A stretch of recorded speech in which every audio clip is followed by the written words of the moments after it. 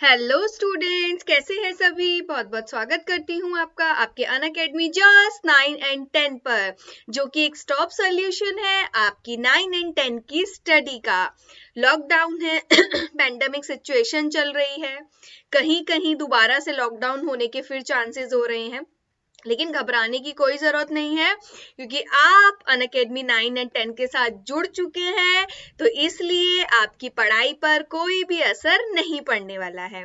सबसे पहले बच्चों, बहुत ज्यादा अनअकैडमी की वीडियोस को शेयर कीजिए ताकि सारे स्टूडेंट्स को इजीली पढ़ाई वो कर सके। आपके स्कूल फ्रेंड्स हो, आपके ट्यूशन फ्रेंड्स हो, आपके मतलब सोसाइटी के बच्चे हो, जो भी आप जिसके भी कांटेक्ट में आए, सभी से जो है अनअकैडमी की वीडियोस के बारे में डिस्कस करें और वीडियोस को सारे टीचर्स की वायरल कर दें। ठीक है ना। बहुत बहुत स्वागत है बच्चों का, जल्दी से सब लोग आ जाइए। तो हम अपना सेशन स्टार्ट करते हैं। Yes, one stop solution to 9 and 10, यानी 9 एंड 10 की स्टडी का एकमात्र सॉल्यूशन, जहां पर कि आके बस रुक जाना है और अनअकैडमी के टीचर से सिर्फ और सिर्फ पढ़ते जाना है ना बच्चों। आगे बढ़ते हैं। बच्चे मेरे बारे में नहीं जानते हैं, थोड़ा सा मेरे बारे में जान लीजिए। मेरा नाम विशाखा सक्सेना है, मैंने डीएड किया है, बीए किया है, बीएड किया है, मुझे 9 ईयर का टीचिंग एक्सपीरियंस है, मेरा सीटेट क्वालिफाई है। मैं अनअकैडमी के जस्ट 9 एंड 10 पर और अनअकैडमी लर्निंग ऐप पर आपको हिंदी पढ़ाती हूँ। Monday Tuesday Wednesday 9th class के स्टूडेंट को और Thursday Friday Saturday 10th class के बच्चों को मैं हिंदी पढ़ाती हूँ। ठीक है ना। आगे बढ़ते हैं। अनअकैडमी लर्निंग ऐप जिसने डाउनलोड नहीं किया है तो जल्दी से अनअकैडमी लर्निंग ऐप को डाउनलोड कर लीजिए। अनअकैडमी लर्निंग ऐप को डाउनलोड करना बहुत आसान है। आप प्ले स्टोर से या ऐप स्टोर से, एप्पल स्टोर से जाके अनअकैडमी लर्निंग ऐप को डाउनलोड कर सकते हैं। और आप एक काम और कर सकते हैं कि वीडियो के डिस्क्रिप्शन बॉक्स में जाना है और वहां पर जाके अनअकैडमी लर्निंग ऐप को डाउनलोड कर लेना है। ठीक है ना बच्चों। जब आप उसको डाउनलोड कर लेंगे, उसको इंस्टॉल कर लेंगे, तो फिर आपको अपने गोल्स मैनेज करने हैं। क्या आप सीबीएसई क्लास 9th में हैं या फिर आप सीबीएसई क्लास 10th में है। ठीक है ना बच्चों। प्लस सब्सक्रिप्शन आप ले सकते हो, है ना। मतलब बिल्कुल बेफिक्र हो जाओ, इस पैंडेमिक सिचुएशन में प्लस सब्सक्रिप्शन लेना एक बहुत अच्छा मतलब फैसला है। ठीक है ना। प्लस सब्सक्रिप्शन लेके बेफिक्र हो जाओ, सारी टेंशन सिर्फ और सिर्फ अनअकैडमी के टीचर्स के पास। ठीक है ना। क्योंकि इसमें बच्चों स्ट्रक्चर्ड कोर्स होता है, पहले से ही कोर्स पूरा उसका स्ट्रक्चर आपको पता लग जाता है। कब कब क्लास है, कौन से दिन क्लास है, कितनी देर क्लास होगी, और उस पूरे कोर्स में आपको पर्टिकुलर कितनी चीजें मिलेंगी, है ना। देखो, हर तीसरा सेशन तो डाउट सेशन होना ही होना है, कंफर्म्ड। ठीक है ना। हर तीसरी क्लास आपकी डाउट सेशन होगा, यानी पिछले क्लास में जो भी आपको डाउट है उसको आप क्लियर कर सकते हैं। ठीक है ना बच्चों। और अनलिमिटेड एक्सेस है, आप जिस टीचर की चाहे उसकी वीडियोस देख सकते हैं, उसके सेशन को अटेंड कर सकते हैं। इवन आप अपनी फेवरेट टीम भी बना सकते हैं कि आपको विशाखा मैम की इंग्लिश वो हिंदी अच्छी लगती है तो हम विशाखा मैम से हिंदी पढ़ेंगे, श्रेष्ठा मैम से और चंद्रा मैम से इंग्लिश पढ़ेंगे, है ना। तो आप ये क्लियर कर सकते हैं। क्या करना है, प्लस सब्सक्रिप्शन लेना बहुत आसान है। आपको एक ऐसा पेज दिखाई देगा कि इंडिया का लार्जेस्ट लर्निंग प्लेटफॉर्म है विद टॉप एडुकेटर्स, तो आपको गेट सब्सक्रिप्शन पे क्लिक करना है। ठीक है, गेट सब्सक्रिप्शन पे क्लिक करना है। थोड़ा सा और प्लस सब्सक्रिप्शन के बारे में जान लीजिए।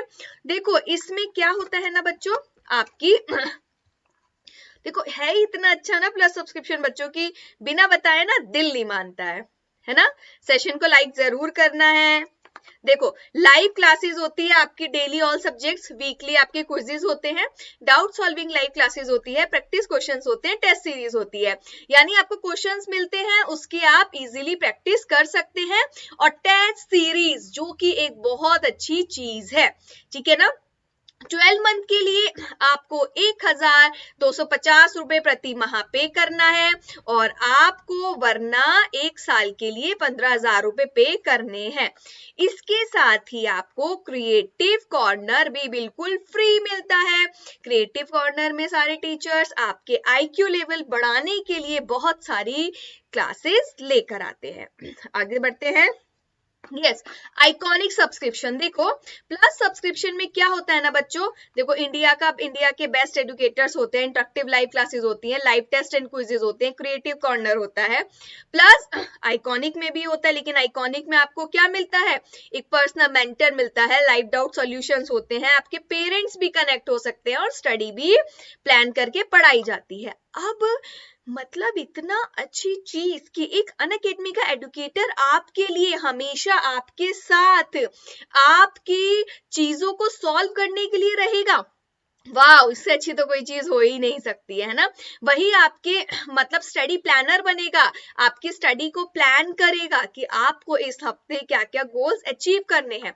तो जल्दी से ले लीजिए कितने रुपए में, इसके लिए आपको मात्र 2,333 रुपए पे करने हैं, यानी 1 साल के आपको कितने 28,000 रुपए पे करने हैं। ठीक है ना।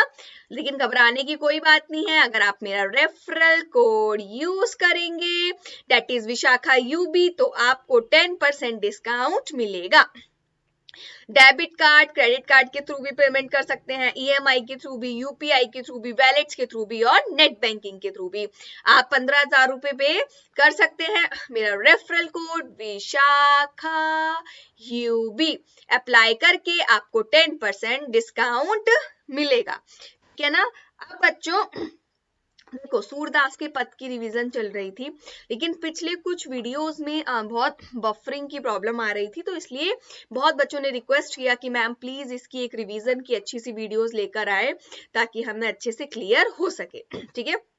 तो बेटा, सूरदास के पद पार्ट 1 है ना का भाग 2 की व्याख्या, पद 1 और 2 और पद 3 और 4, हम चारों की व्याख्या आज करने वाले हैं। तो सूरदास जी का जन्म 1478 ईस्वी में हुआ था और उनकी मृत्यु 1588 में हुई थी। ठीक है ना। जन्म उनका 1478 ईस्वी में रुनकता में हुआ था और उनकी मृत्यु 1583 में पारसोली जिले में हुई थी।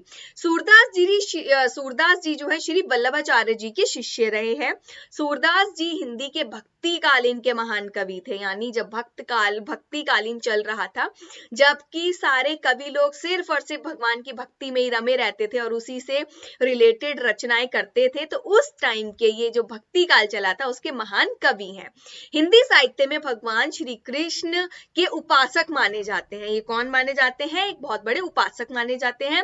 कवि महात्मा सूरदास जी हिंदी साहित्य के सूरज माने जाते हैं और यह हिंदी साहित्य के सूरज माने जाते हैं, यानी हिंदी साहित्य के बारे में चीजों को शुरू करने की शुरुआत इन्हीं के द्वारा की गई थी। ठीक है।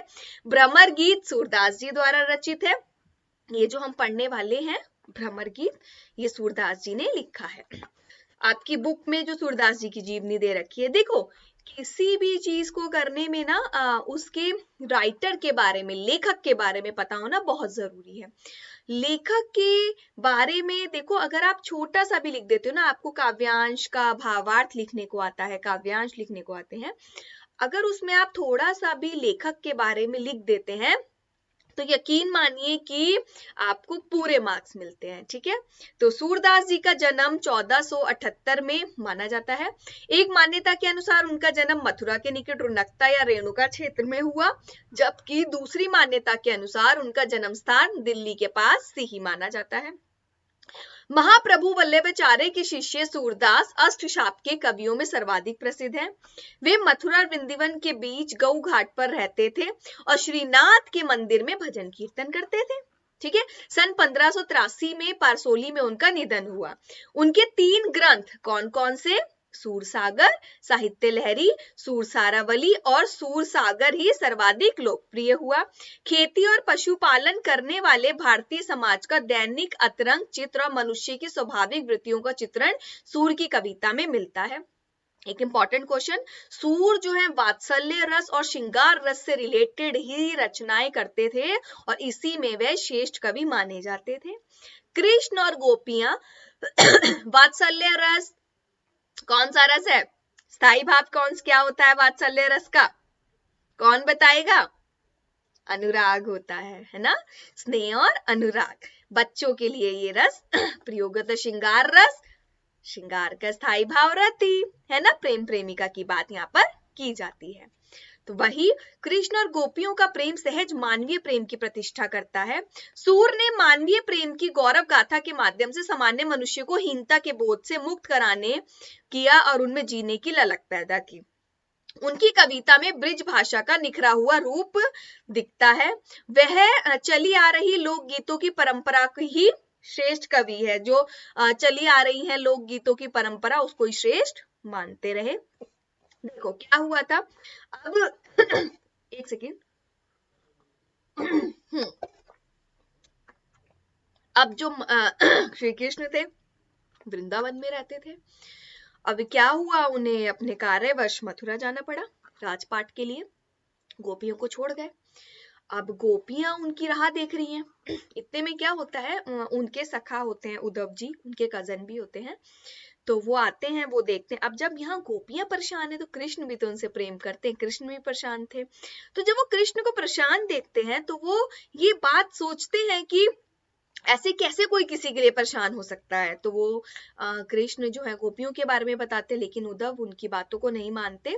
वो कहते हैं अच्छा ठीक है, अगर उनको तुमसे इतना प्रेम है भी तो एक बार मुझे मौका दो और मैं उनके लिए योग संदेश लेकर जाता हूँ। वो योग की बातें सीखेंगी तो फिर तुम भी परेशान नहीं होगी और वो भी परेशान नहीं होंगी।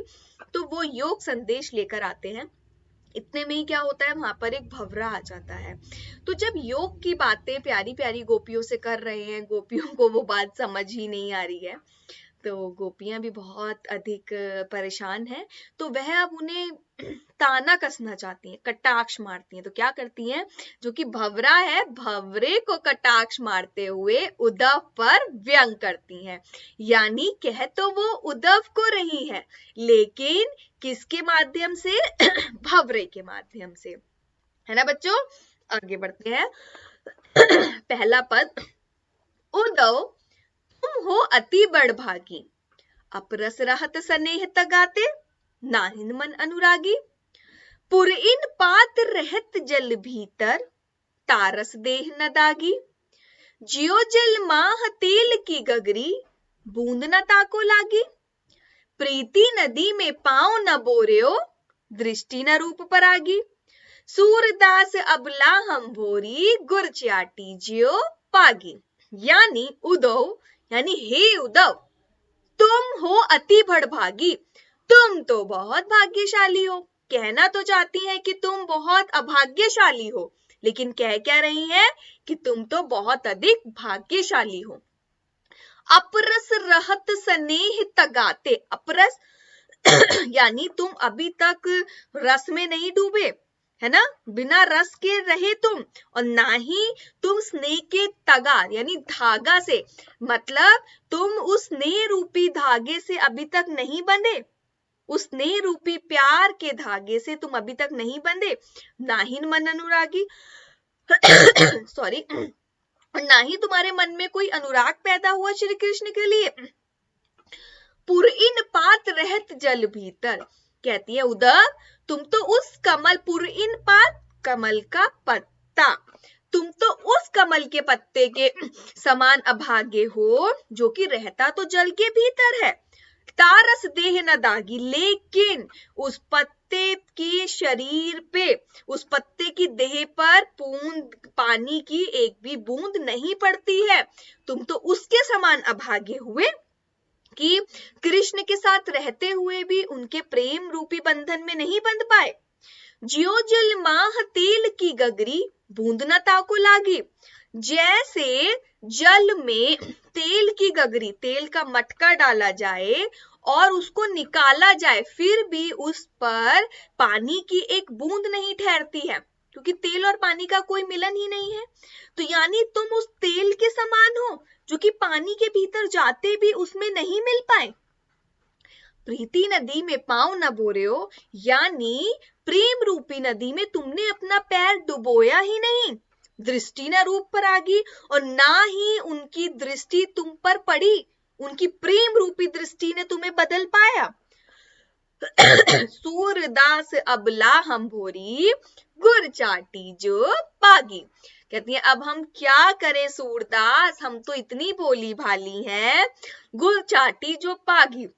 जिस प्रकार से गुड़ में चींटी लिपट जाती है, ठीक है, उसको चूसती रहती है और वहीं पर वो मर जाती है, यानी उससे अपने आप को अलग नहीं कर पाती है। गुड़ से चींटी तभी हटती है जब वह अपने प्राण त्याग देती है। तो गुड़ कौन? श्री कृष्ण। चींटी कौन? गोपियां। उसी प्रकार से गोपियां श्री कृष्ण के प्रेम में रम गई हैं और अब वह मृत्यु पर्यंत कृष्ण के प्रेम में ही रहना चाहती हैं। ठीक है बच्चों, आगे बढ़ते हैं, इसका भावार्थ जानते हैं। प्रस्तुत पंक्तियों में गोपियां उद्धव पर व्यंग कसते हुए कहती हैं कि हे उद्धव, तुम तो बहुत ही भाग्यशाली हो, यानी कटाक्ष कर रही हैं, कह रही हैं कि तुम अभाग्यशाली हो, लेकिन क्या कह रही हैं कि तुम भाग्यशाली हो, जो कृष्ण के पास रहकर भी उनके प्रेम रूपी धागे में नहीं बंधे, अभी तक उनके स्नेह से वंचित हो, यानी तुमने उनका प्यार पाया ही नहीं। तुम तो कमल के उस पत्ते के समान हो जो रहता तो जल में है लेकिन जल में डूबने से बचा रहता है। जैसे तेल की गगरी को जल में भिगोने पर भी उसके ऊपर पानी की एक बूंद भी नहीं ठहर पाती, वैसे ही तुम भी कृष्ण रूपी नदी में रहते हुए भी उनके प्रेम रूपी जल में कभी भीगे ही नहीं। तुमने कभी प्रीति रूपी नदी में पांव डुबोया ही नहीं, ना ही तुम्हारे मन में उनके लिए कभी अनुराग आया। उद्धव, तुम तो बहुत ही विद्वान हो। गोपियां कहती हैं कि वह तो भोली भाली हैं और श्री कृष्ण के प्रेम में इस प्रकार लिपट गई हैं जैसे गुड़ में चींटियां लिपट जाती हैं। समझ में आया? समझ में आया हो तो प्लीज लाइक जरूर करना है और अपने दोस्तों के साथ शेयर जरूर करना है। अच्छे से रिवीजन कर लो बेटा, अच्छे से, ठीक है। आगे बढ़ते हैं। मन की मन ही मांझ रही, कही जाए कौन पे उदो, ना ही परत कही। अवधि आधार आस आवन की, तन मन विथा सही। अब इन जोग संदेश सुनी सुनी, बिरहनी बिरहा दही। चाहती उती गुहार उती जितीते, उतते धार बही। सूरदास अब धीर धरी क्यों, मर ज्यादा ना लही। यानी मन की मन ही मांझ रही, मन की बात, मन की अभिलाषा मन में ही रह गई। कही जाए कौन पे उदो, अब इस उद्धव से कौन कहने जाए। देखो जैसे गोपियां हैं, लड़कियां होती हैं ऐसी, मन की बात मन में ही रह जाती है। अब वो ये कह रही है कि हमारे मन की बात तो मन में ही रह गई, लेकिन अब इस उद्धव से कौन कहने जाए, हमने तो जब श्री कृष्ण से ही नहीं कही। अवधि आधार आस आवन की, अवधि समय, आधार किसी चीज को आधार बनाना, बेस बनाना, आस आशा होना, आवन की आने की, यानी अभी तक तो हम समय को आधार बना के श्री कृष्ण के आने की प्रतीक्षा कर रहे थे और अपने तन मन की व्यथा को सह रहे थे। अब इन जोग संदेश ने सुनी सुनी, और अब इनका ये योग संदेश सुन सुनकर, किनका, उद्धव का योग संदेश सुन सुनकर बिरहनी बिरहा दही, तो जो विरहा की अग्नि है वह पूरी तरीके से बहने लगी।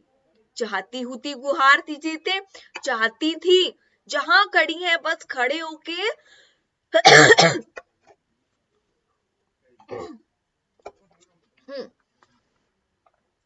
जहां भी खड़ी है बस खड़े होके श्री कृष्ण को पुकार ले। उतते धार बही, लेकिन उतने में ही क्या हुआ, उद्धव आ गए और अपने योग संदेश की धार बहाने लगे। सूरदास अब धीर धरी क्यों, सूरदास अब ये बताओ कि हम ही क्यों धीरज रखें, जबकि मर्यादा नहीं लही, जबकि श्री कृष्ण ने तो प्रेम की मर्यादा ही नहीं रखी। प्रेम की मर्यादा क्या होती है, यानी कृष्ण का इंतजार गोपियां कर रही हैं तो कृष्ण को आना चाहिए ना, लेकिन वो नहीं आए, तो यानी जो एक आपसी रूप, एक बॉन्ड था, एक प्रेम संबंध था, वो तो कहीं ना कहीं खत्म हो रहा है। तो इसलिए वो बोल रही हैं। आगे बढ़ते हैं। प्रस्तुत पंक्तियों में गोपियां कह रही हैं, भावार्थ है ये, उनके मन की इच्छा मन में ही रह गई। उद्धव जो सिर्फ ज्ञान की बातें करते हैं, उनके सामने अपनी मन की व्यथा कौन कहे। हमने तो अपने मन की व्यथा जब श्री कृष्ण से ही नहीं कही।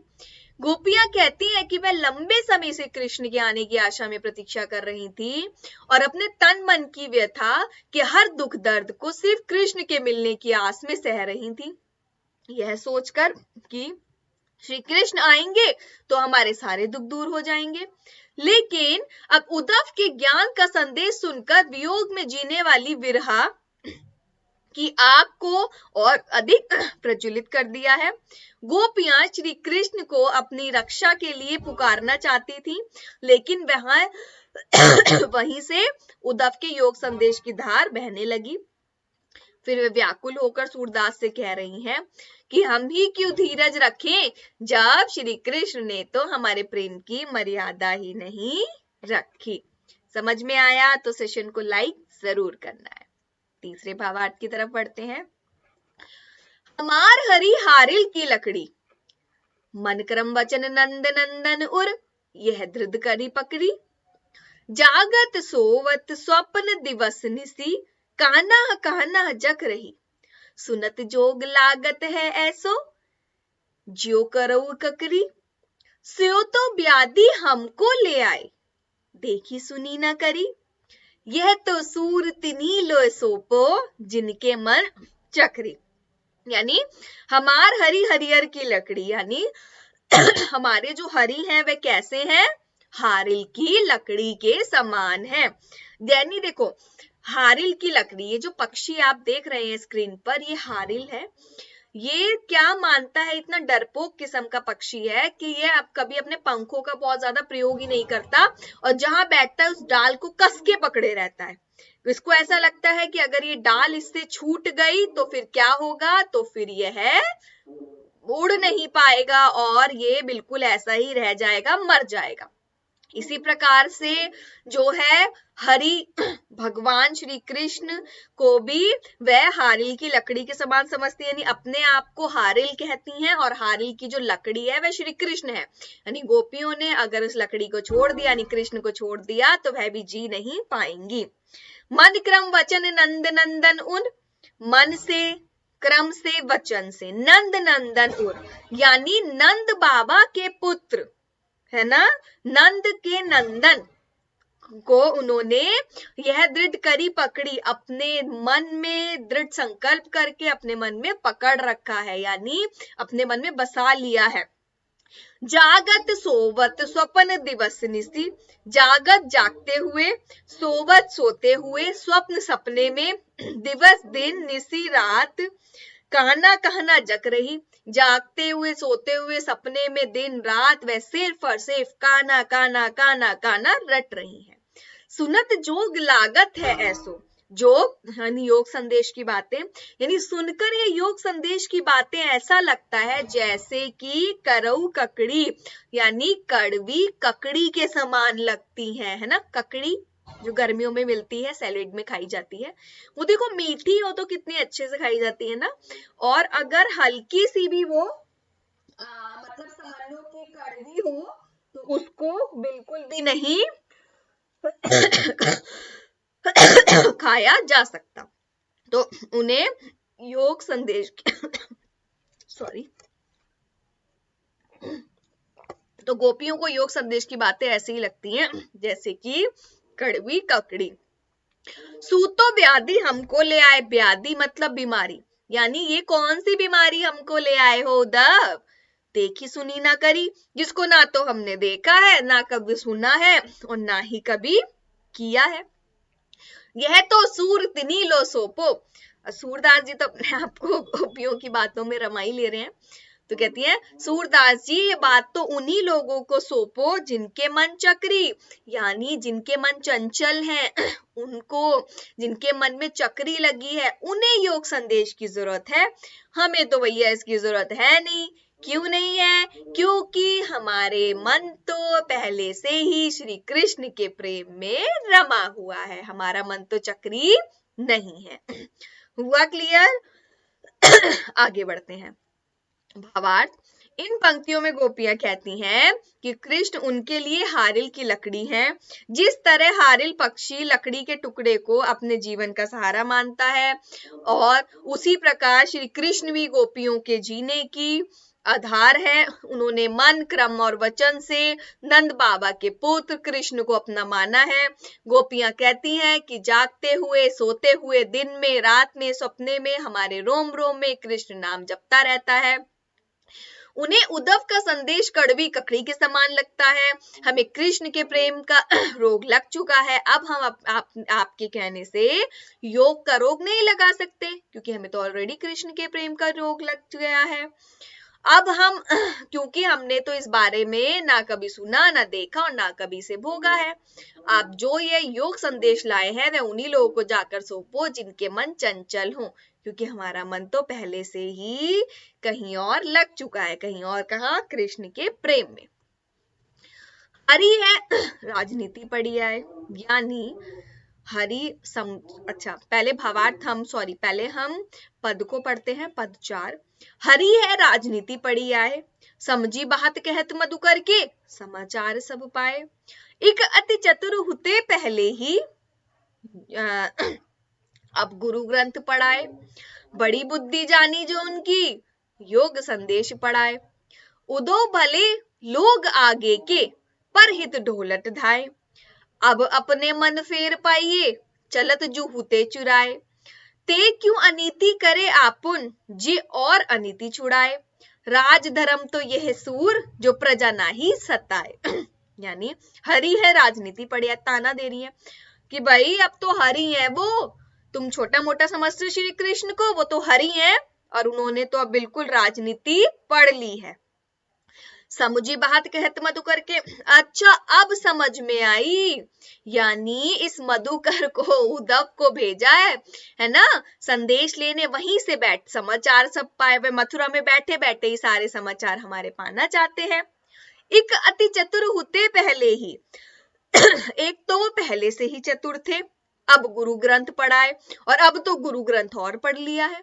यानी कि वो पहले से ही चतुर थे, अब तो और गुरु ग्रंथ पढ़ लिया, अब तो उनकी बुद्धि और अधिक बड़ी हो गई है। ठीक है ना?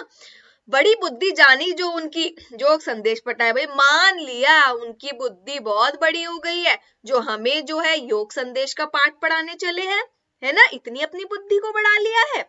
ये भी नहीं समझ में आता कि हम प्रेम की भाषा समझती हैं या योग की भाषा समझेंगी। उद्धव भले लोग आगे की कहती हैं ताना देते हुए, उद्धव भले लोग तो वो होते हैं पर हित ढोलत धाए, जो अपनों के हित के लिए इधर उधर डोलते फिरते हैं, मतलब अपनों के हित के लिए जो चाहे वह करना चाहते हैं। अब अपने मन फेर पाइए कहती है, अब हमें अपना मन फेर पाइए मतलब वापस चाहिए। चलत जो हुतू चुराए, जो तुम हमारा मन चुरा कर ले गए थे, अब हमें हमारा मन वापस चाहिए। ते क्यों अनीति करे आपुन, कि भाई वो क्यों अपने लोगों पे अनीति करते हैं, जो कि औरों की अनीति छुड़ाए। कि भाई वो तो राजा है, वो तो औरों की अनीति छुड़ाते हैं, तो वे अपने पे ही क्यों अनीति कर रहे हैं। राज धर्म तो यह है सूर, भाई राजा का धर्म तो यह है कि सूरदास जो कि प्रजा ना ही सताए, कि प्रजा को नहीं सताना चाहिए। देखो प्रजा में ही गोपियां आती हैं। ठीक है ना? आया समझ में? कोई प्रॉब्लम तो नहीं है? आगे बढ़ते हैं।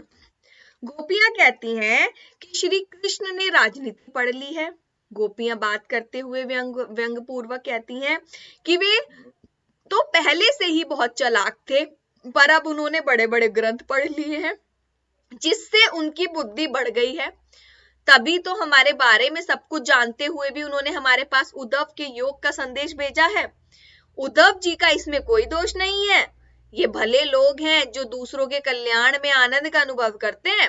गोपियां उद्धव से कहती हैं कि आप जो है मतलब मथुरा जाते हुए आपने कहा था कि आप वापस आएंगे, लेकिन आप वापस नहीं आए। कि भाई हमारा मन तो अब आप अपने साथ ले गए हो, उसको वापस कर दो, ये अत्याचार को हम नहीं सह सकते हैं, ठीक है।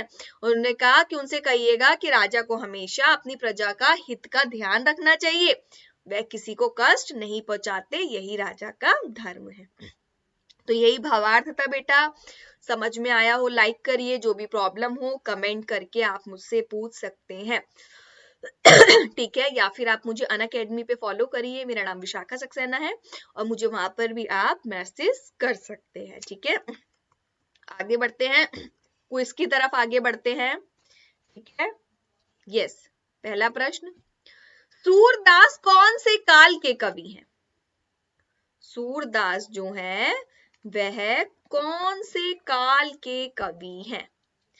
जब ये बात समझाई थी तो बहुत ध्यान दिया था इस बात पे। कम टाइम बचा है, 7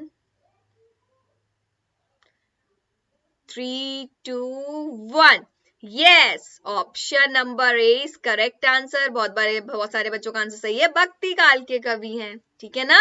आगे बढ़ते हैं, गोपियां किसके प्रेम में आसक्त हो गई हैं? गोपियां किसके प्रेम में आसक्त हो गई हैं?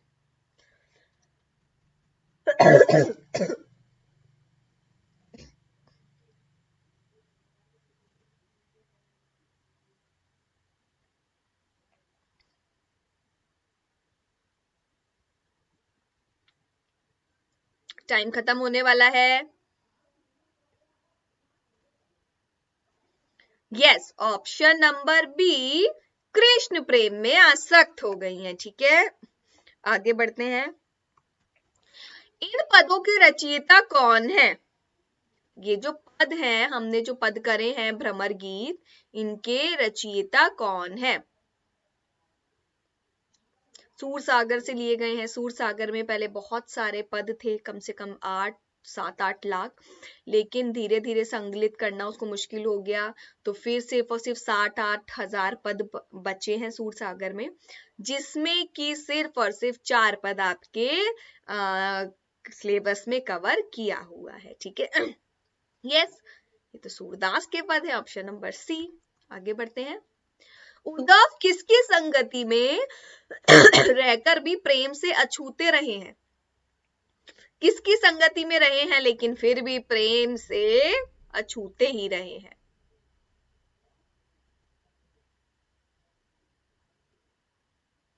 बताइए, जल्दी जल्दी जल्दी कमेंट करिए।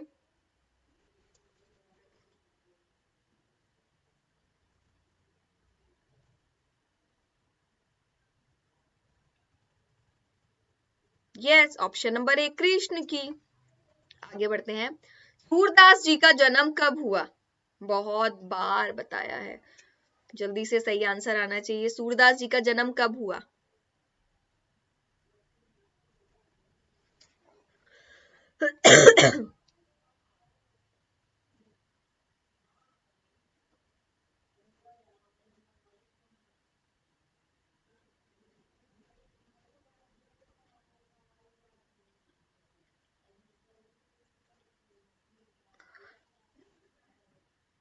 यस, ऑप्शन नंबर बी, 1478 में।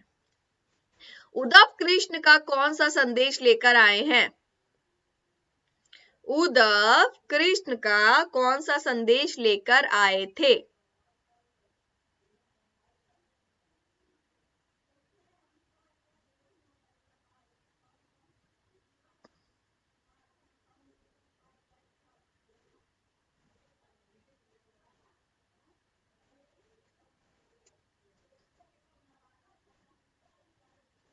यस, ऑप्शन नंबर सी, योग संदेश। और गोपियां किसकी राह देख रही थी? प्रेम संदेश की। भ्रमर गीत किसकी रचना है?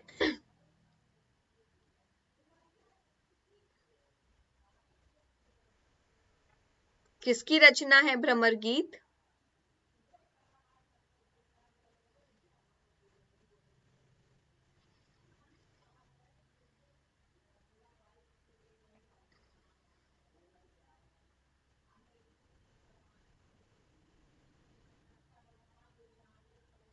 यस, सूरदास की। Option number D. आगे बढ़ते हैं। किसने प्रेम की मर्यादा का उल्लंघन किया है? किसने प्रेम की मर्यादा का उल्लंघन किया है?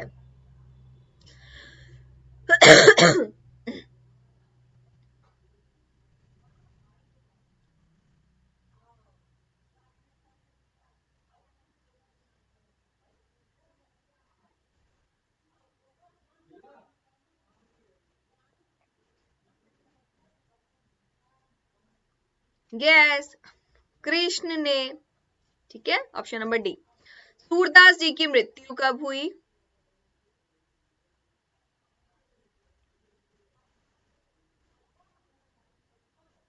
सूरदास जी की मृत्यु कब हुई?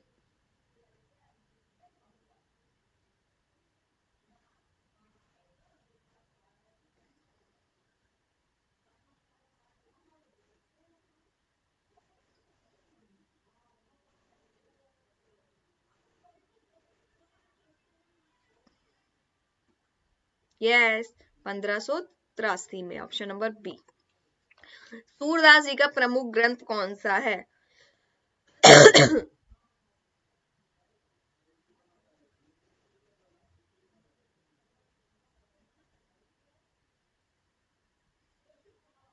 सूरदास जी का प्रमुख ग्रंथ कौन सा है?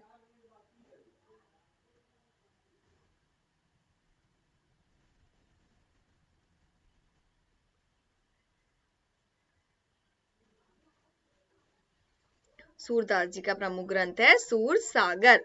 आगे बढ़ते हैं। कृष्ण के आने की प्रतीक्षा किसे है? कृष्ण के आने की प्रतीक्षा किसको है?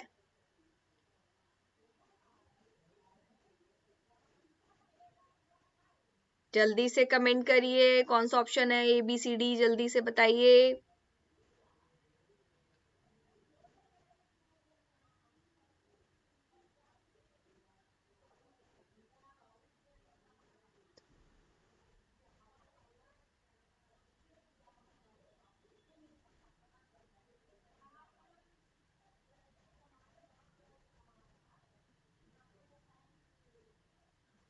यस, किसको है?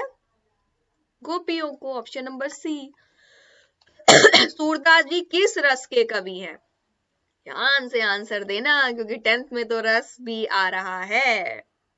ध्यान से आंसर।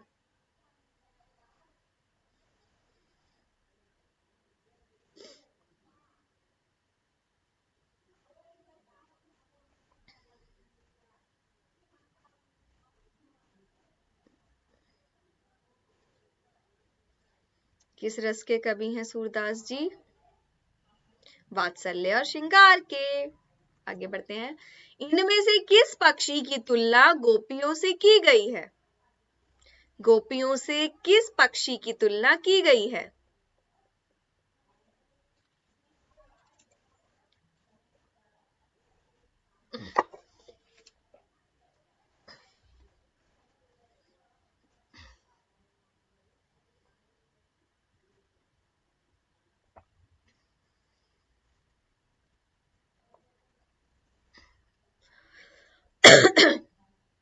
किसकी तुलना की गई है? यस, ऑप्शन नंबर सी, हारिल की। सूरदास जी के पिता का क्या नाम है?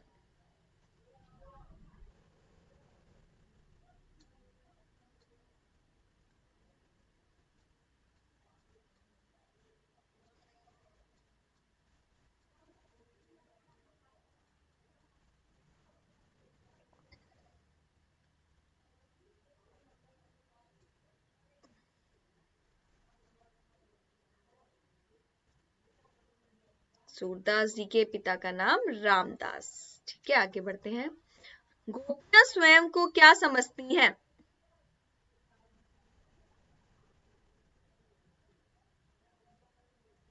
जल्दी से आंसर दीजिए। गोपियां स्वयं को क्या समझती हैं?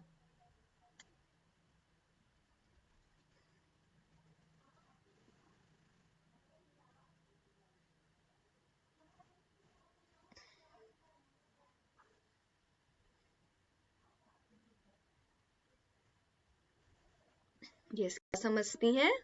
अबला समझती हैं। ठीक, आगे बढ़ते हैं।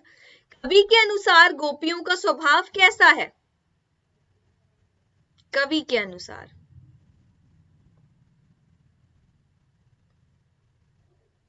सूरदास जी को गोपियों का स्वभाव कैसा लगता है?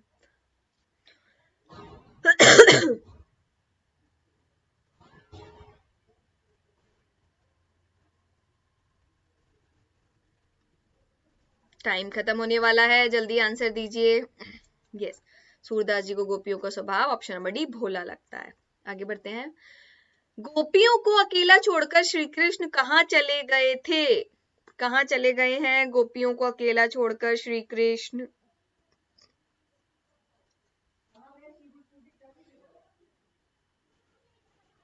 गोपियों को अकेला छोड़कर श्री कृष्ण कहाँ चले गए हैं?